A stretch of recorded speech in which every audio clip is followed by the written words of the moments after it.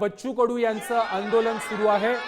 हे दृश्य आपण पाहतोय संभाजीनगर मधील बच्चू कडू यांच्या प्रहार संघटनेचं हे आंदोलन सध्या सुरू आहे।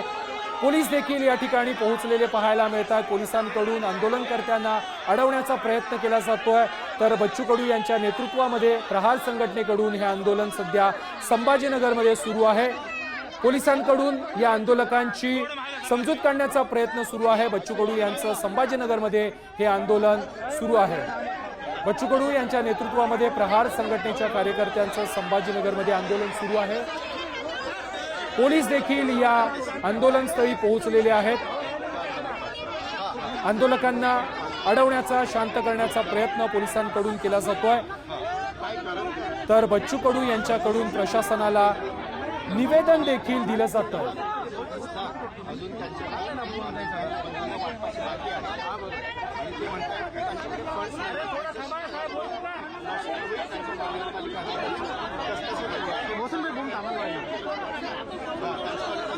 दिव्यांगांच्या मुद्द्यावरून सध्या बच्चू कडू हे आक्रमक झाल्याचं पाहायला मिळतंय। संभाजीनगरमध्ये दिव्यांगांच्या मुद्द्यावरून बच्चू कडू यांचं हे आंदोलन सुरू आहे।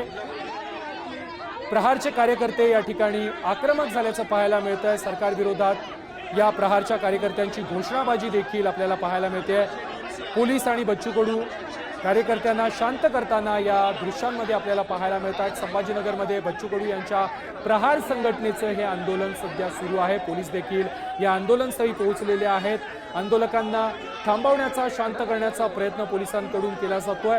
दिव्यांगांच्या मुद्द्यावरून हे आंदोलन सध्या संभाजीनगरमध्ये सुरू आहे। या संदर्भात अधिक माहिती देत आहेत आमचे प्रतिनिधी सुमित पवार। सुमित, दिव्यांगांच्या मुद्द्यावरून बच्चू कडू हे आक्रमक झालेले आहेत। संभाजीनगरमध्ये ठिय्या आंदोलन सध्या त्यांचं सुरू आहे।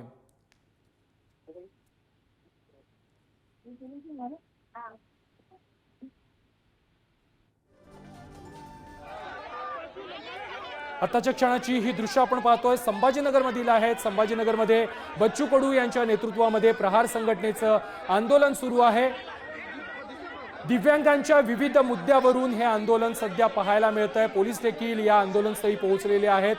आंदोलकांना शांत करण्याचा प्रयत्न पोलिसांकडून केला जातोय। या संदर्भात अधिक माहिती देत आहेत आमचे प्रतिनिधी सुमित पवार। सुमित, सध्या काय परिस्थिती आहे या आंदोलनस्थळी?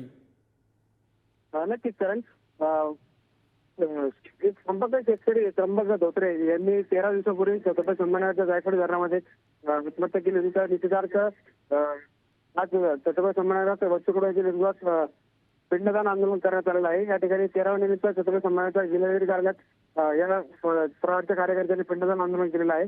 त्यावेळी जिल्हाधिकाऱ्यांनी स्वतः उतरून खाली यावे आणि आमचं नियोजन स्वीकार करावं अशी मागणी आंदोलकांनी केली होती।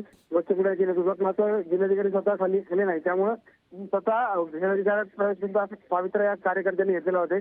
तर आपण बघू शकता की अशा प्रकारे धक्काबुक्की या कार्यकर्त्यांमध्ये आणि पोलिसांमध्ये सुरू आहे। काढण्याचा प्रयत्न करतात की करत आहेत की काही वेळा जिल्हाधिकारी यांच्या एखादा प्रतिनिधी खाली येईल पण आपण स्वीकारेल, मात्र या ठिकाणी आपण बघायला मिळत आहे। कारण नक्कीच सुमित, धन्यवाद तुम्ही दिलेल्या माहिती संदर्भात। संभाजीनगरमध्ये बच्चू कडू यांचं पिंडदान आंदोलन सुरू आहे। कर्जमाफीच्या मागणीसाठी एका अपंग शेतकऱ्यानं आत्महत्या केलेली होती आणि त्यानंतर प्रहारचे कार्यकर्ते हे आक्रमक झालेले आहेत। बच्चू कडू यांच्या नेतृत्वामध्ये सध्या संभाजीनगरमध्ये हे आंदोलन सुरू आहे।